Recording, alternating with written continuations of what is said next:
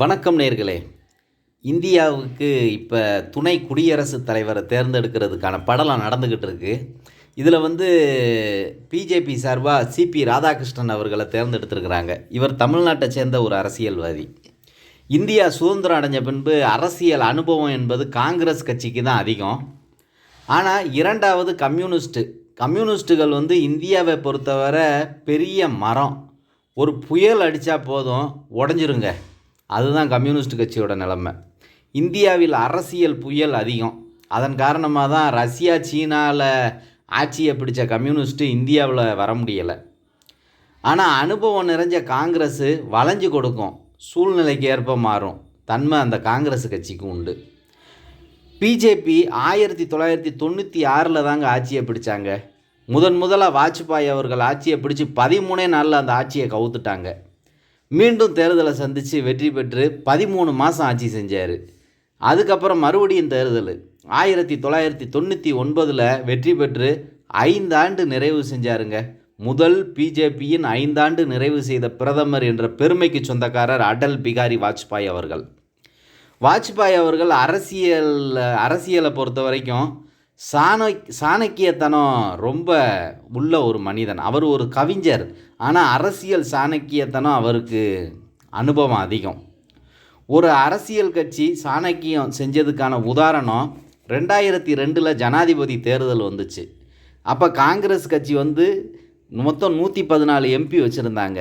BJP 182 எம்பியை வச்சு ஆட்சி பண்ணிக்கிட்டு இருந்தாங்க. அவங்க கூட்டணிக்குன்னு பார்த்தீங்கன்னா 303 எம்பி.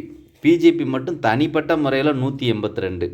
இந்தியாவோட டோட்டல் எம்பி 543ங்க. அதில் 271 இருந்தால் ஆட்சி பண்ணலாம். ஆனால் 303 இருந்துச்சு பிஜேபிக்கு கூட்டணியை சேர்த்து. கம்யூனிஸ்ட் கட்சி 33 எம்பி இருந்தாங்க. அந்த சூழ்நிலையில் ஏபிஜே அப்துல் கலாம் ஐயா அவர்களை வேட்பாளராக களத்தில் இறக்குனாங்க பிஜேபி. பொதுவாக பிஜேபி மேலே ஒரு குற்றச்சாட்டு இருக்கும் காங்கிரஸ் வைக்கிறது. இது ஒரு மதச்சாயம் பூசப்பட்டது, மதத்துக்கு முக்கியத்துவம் கொடுக்கக்கூடிய கட்சின்னு. அப்போ அந்த மதத்துக்கு முக்கியத்துவம் கொடுக்குற கட்சி அப்துல் கலாம் அவங்கள வேட்பாளராக களமிறக்கினோன்னா காங்கிரஸால் மெல்லவும் முடியலை, துப்பவும் முடியலை. அப்போ தனிப்பட்ட முறையில் அவங்க யாரையும் வேட்பாளராக நிறுத்தாமல் பிஜேபிக்கு ஆதரவு கொடுத்துட்டாங்க. ஆனால் நான் சொன்னேனே, கம்யூனிஸ்ட் எப்பவும் தனி மரங்கிற மாதிரி அவங்க லட்சுமி சாகல் அப்படிங்கிற ஒரு அம்மாவை நிறுத்தினாங்க. அந்த அம்மா நேதாஜி சுபாஷ் சந்திர போஸோட கூட இருந்தவங்க, சண்டைக்கு போர் செஞ்சவங்க. அதனால் அவங்க நிறுத்தினாங்க. ஆனால் அந்த தேர்தலில் வெற்றி பெற்றது யாருன்னு பார்த்தீங்கன்னா ஏபிஜே அப்துல் கலாம் ஐயா அவர்கள் தான். ஏன்னா காங்கிரஸும் பிஜேபிக்கு ஓட்டு போட வேண்டிய கட்டாயத்துக்கு உருவாக்குனாங்க. அதுதாங்க சாணக்கியத்தனம். அதே மாதிரி ரொம்ப தனது ஜிகிரி கம்யூனிஸ்ட் கட்சியின் ஜனாதிபதி வேட்பாளர் ஆதரவுக்கு காங்கிரஸ் கொடுக்கல அவங்களுக்கு. அப்போ அப்துல் கலாம் ஐயா வாங்கின வாக்கு பார்த்திங்கன்னா 9,22,884 வாக்கு. ஆனால் கம்யூனிஸ்ட் சார்பாக நின்ன லட்சுமி சாகல் அம்மையார் 1,07,366 வாக்கு தான் வாங்கினாங்க. இதே நிலை தான் இப்போது துணை ஜனாதிபதி தேர்தலுக்கு வந்திருக்கு. இதில் இவங்க எதுக்காக தமிழ்நாட்டு நபரை வேட்பாளராக நிறுத்தியிருக்காங்கன்னா திமுகவை ஒரு வழிக்கு கொண்டு வரணும். ஏன்னா திமுக காங்கிரஸுக்கு முழு ஆதரவு கொடுத்து அந்த இந்தியா கூட்டணியை இழுத்துட்டு போகிறதே அவங்க தான். அப்போ தமிழ்நாட்டு சார்பாக நிறுத்தி நீ தமிழனுக்கு ஓட்டு போடுவியா மாட்டையா அப்படின்னு திமுகவுக்கு ஒரு தர்ம சங்கடத்தை கொடுக்கறதுக்காக தான் இப்படி பண்ணியிருக்கிறாங்க. இப்போ திமுக தமிழனுக்காக ஓட்டு போடணும். அப்படி போடலை அப்படின்னா அடுத்த தேர்தலில் பாருங்கள், தமிழன் ஓட்டு போடல. அப்போ இவங்க இந்த திராவிட மாடல் அரசு தமிழனை மதிக்காது அப்படின்னு கொண்டு போகலாம். ஆனால் இந்த விஷயத்துக்கு காங்கிரஸ் கட்சி வேணால் மயங்கும் இந்த சாணக்கியத்தனத்தில்.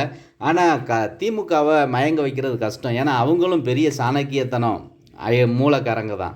அப்போ திரு ஸ்டாலின் அவர்கள் என்ன நினச்சிருக்காங்கன்னா, திருச்சி சிவா அவர்களை துணை ஜனாதிபதியாக நிறுத்துவோம், இதுக்கு காங்கிரஸ் ஆதரவு கொடுக்கணும், கம்யூனிஸ்ட் ஆதரவு கொடுக்கணும்னு அப்படி ஒன்று செத்துட்டார் அவர்.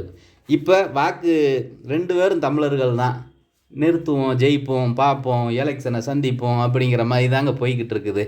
ஆனால் திரு ராஜ்நாத் சிங் முதல்வர் ஸ்டாலின் அவர்களுக்கு தொலைபேசி மூலமாக ஆதரவு கேட்டிருக்காரு. ஒரு தமிழனை நிறுத்துகிறோம், உங்களோட ஆதரவு கண்டிப்பாக வேணும், நீங்கள் வாக்கு போடணும் அப்படின்னு சொல்லி கேட்டிருக்கிறாரு.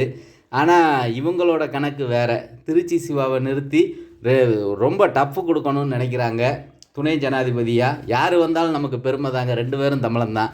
ஆனால் சிபி ராதாகிருஷ்ணன் அவர்கள் தான் வெற்றி பெற அதிக வாய்ப்பு இருக்குது அப்படின்னு நம்மளால் நம்ப முடியுது. எல்லாருக்கும் தெரிஞ்ச விஷயந்தான். ஆனால் அந்த சாணக்கியத்தனத்தில் வந்து பார்த்திங்கன்னா பிஜேபியும் திமுகவும் 2 பேரும் ஒருத்தருக்கு ஒருத்தர் சளைச்சவங்க இல்லைங்கிறது இவங்களோட அந்த செயல்பாடை பார்க்கும்போதே நம்மளால் புரிஞ்சுக்கிட முடியுது. பார்க்கலாம் அரசியல். நன்றி, வணக்கம்.